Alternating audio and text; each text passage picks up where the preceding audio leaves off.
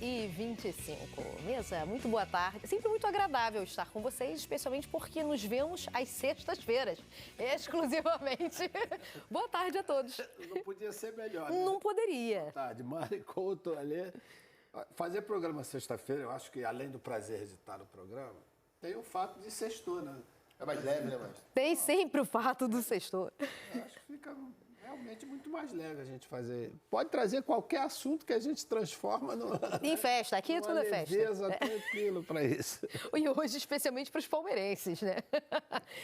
Diga lá, Diego, boa tarde também. Tudo bem, Mari? Prazer estar contigo, com o maestro, com o Losete, com a galera de casa. Especialmente para os palmeirenses, né? Que ontem conseguiram abrir uma margem importante, eu diria. Está longe de estar decidido, de estar definido. Acho, inclusive, que o Flamengo tem, nas próximas 2 rodadas, uma situação teoricamente um pouco mais acessível do que o Palmeiras, pelo local dos jogos e pelo nível dos adversários. Também não quer dizer que se não virar nas próximas 2 rodadas está acabado. Acho que vai ter jogo até o final. Sinceramente, não acredito num título definido antes da última rodada, não. Mas, assim, é muito consistente o momento do Palmeiras, né? Momento não, são 3 meses já de futebol com raríssimas exceções. Talvez o jogo contra a LDU, talvez o clássico contra o Corinthians 1-1 não tenha sido no mesmo nível dos demais jogos. Mas o próprio jogo que o Palmeiras perdeu para o Flamengo no Maracanã, o Palmeiras não jogou mal. O Palmeiras fez um bom jogo, um jogo de falhas em que o Flamengo foi muito preciso naquela tarde no Maracanã. É muito consistente esse time, dificilmente a gente vai ver o Palmeiras perder mais do que 3 pontos, por exemplo, para sofrer uma reviravolta do Flamengo nesse final de campeonato. Mesmo quando a gente olha para o jogo da LDU fora de casa, que foi tão ruim, tem o enredo da volta também. Então, a adversidade foi contornada. Tem um segundo tempo lá, que poderia ter feito pelo menos que a história gol, podia ter sido diferente, é verdade. Alexandre. Olá. O grande. Eu tava doida pra falar isso. Boa tarde, tava. Eu tava ansiosíssima. Eu e Gurjão, quem juntou, separa, né? Separem urgentemente. As fontes são. Só você. Exatamente. Olha pro alheio que você vai saber o porquê. Exatamente. Boa tarde, meus queridos, Mari, Maestro, Coutinho.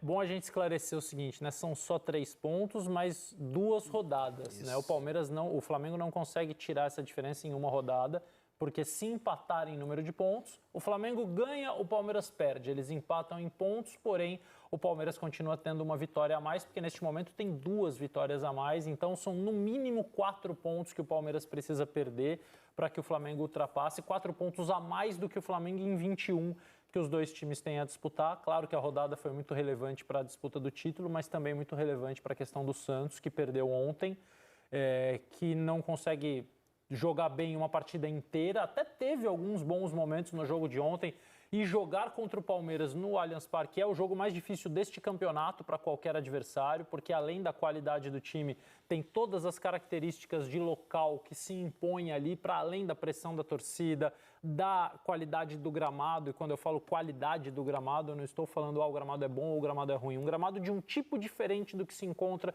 e ao qual o Palmeiras está super habituado e impõe uma pressão, impõe o seu ritmo. É o jogo mais físico do campeonato, é o time disparado, mais bem preparado.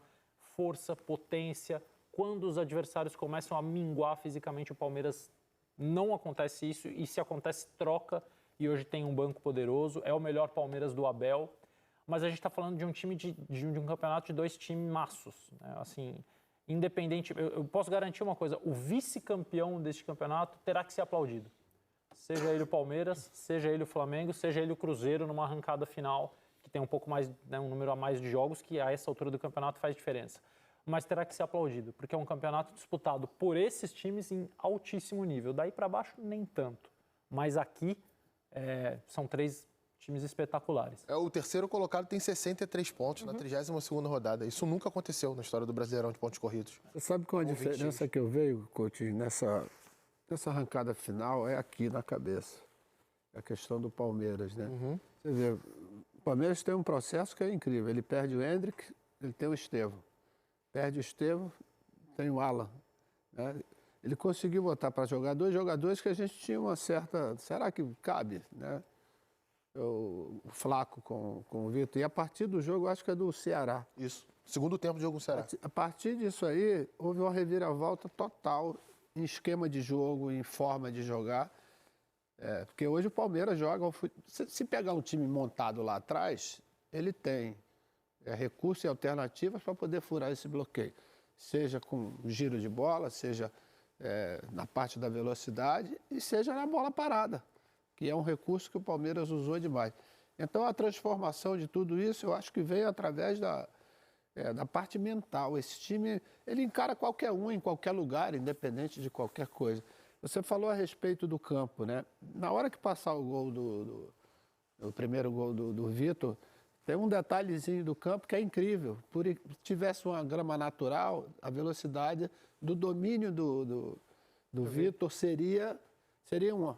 Olha só, presta atenção, que quando ele domina a bola com o pé direito, se é numa grama natural, ela tem uma velocidade menor. Quando ele domina essa bola, que o brasão já está saindo já, o domínio, ela corre demais não, corre no tempo certinho, que ele já dribla o goleiro no domínio. Meio que coisa que naturalmente, isso fez inconsciente, porque... Né? Mas isso numa grama natural, talvez o brasão pudesse até dividir essa bola. Como é mais rápida ali, quer dizer, até isso, nesse detalhe aí, eu prestei atenção ontem, eu falei, caramba, como é que ele driblou o goleiro assim? Aí depois é que eu fui ver, na câmera por trás, quando ele domina, ela tem uma velocidade maior, então ele já domina, já driblando. E ele disse, né? Ele disse na entrevista para o Flamengo tinha o campeonato nas mãos e se complicou sozinho. Galera, agora o Flamengo tem que ser perfeito. Além de torcer para o Palmeiras perder alguns jogos. Bora continuar com o vídeo e não esqueça de se inscrever no canal. Renato Peters, depois que ele falou com o brasão no fim do jogo, que ele disse, olha, se eu tivesse acertado o domínio do jeito que eu tentei, talvez você tivesse feito a defesa.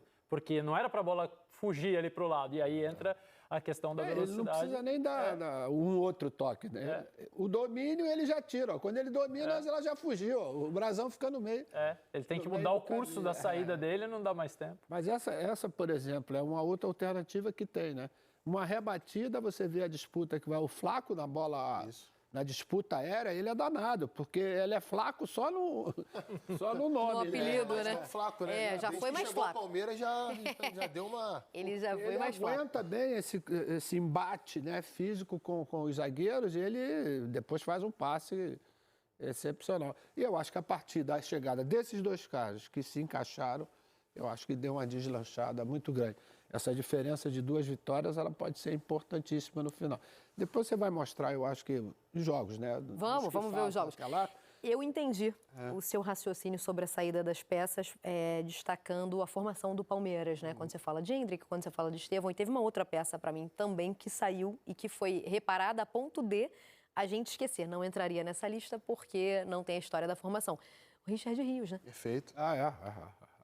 Quantos ninguém times... fala do Richard Rios. Ninguém lembra. Quantos times conseguiriam reparar essa baixa? E foi substituído por um jogador com características totalmente diferentes. Né?